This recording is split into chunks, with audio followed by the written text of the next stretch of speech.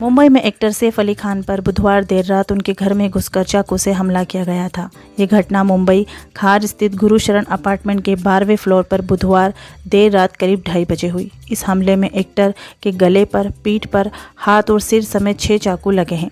घायल सैफ को रात में ही लीलावती अस्पताल ले जाया गया, जहां उनका इलाज चल रहा है। मेड ने पुलिस को बताया कि चोर घर में घुसा था। शोर मचाने पर सैफ आया। सैफ ने चोर को रोका तो उसने हमला कर दिया। वहीं सैफ और करीना के छोटे बेटे जय की नेनी इलियामा फिलिप ने पूरी घटना की जानकारी देते हुए कहा है कि 15 जनवरी रात करीब 11 बजे मैं जय बाबा को खाना खिलाकर सुला रही थी। उसके बाद एक और नेनी जूनू और मैं वहीं फर्श पर सो गए। करीब 2 बजे एक आवाज़ आई और मेरी नींद खुली। मैंने देखा कि बाथरूम का दरवाज़ा खुला हुआ है और वहाँ की लाइट जल रही है। मुझे लगा कि करीना मैम जय बाबा को देखने आई है, इसलिए मैं फिर से सो गई। लेकिन मुझे कुछ अजीब सा महसूस हुआ तो मैं फिर से जाग गई। इस बार मैंने देखा कि बाथरूम के दरवाजे के पास टोपी लगा एक आदमी खड़ा है। वो आदमी बाथरूम से बाहर निकलकर जय बाबा के बेड की तरफ बढ़ा।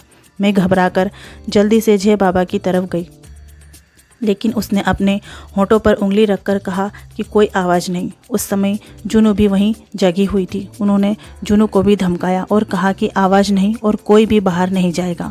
इसके बाद जैसे ही मैं जय बाबा को गोद में लेने के लिए दौड़ी तो वो आदमी मेरी तरफ दौड़ा और मुझे चाकू से मारने की कोशिश की, जिससे मेरे हाथ में चोट आ गई।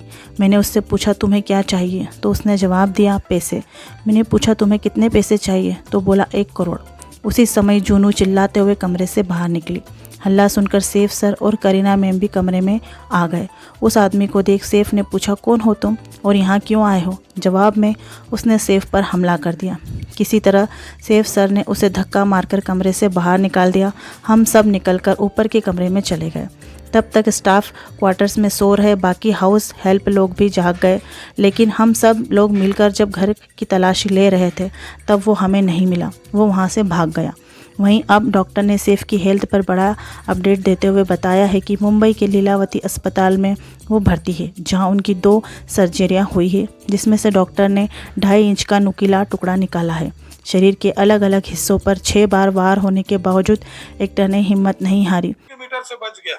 जहां तक नाइफ पहुंचा है उससे 2 मिलीमीटर और जाने से स्पाइनल कॉर्ड में इंजरी हो सकता था, which is he is very very fortunate.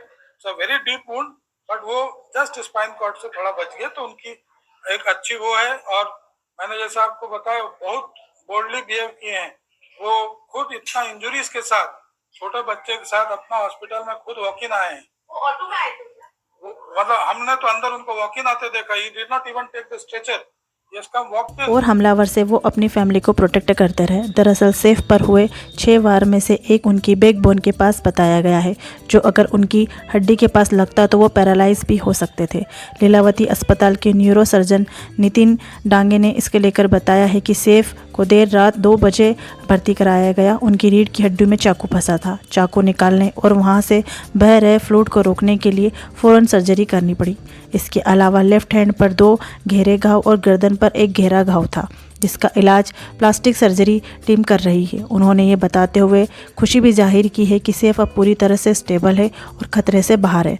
पर उन्होंने कहा है कि रीढ़ की हड्डी बॉडी का बहुत ही इंपॉर्टेंट पार्ट होता है। अगर सैफ की रीढ़ की हड्डी में चाकू लग जाता तो वो पैरालाइज भी हो सकते थे। खैर, इसी तरह की जानकारी के लिए हमारे वीडियो को पूरा देखें, इसे लाइक और सब्सक्राइब भी कर लें।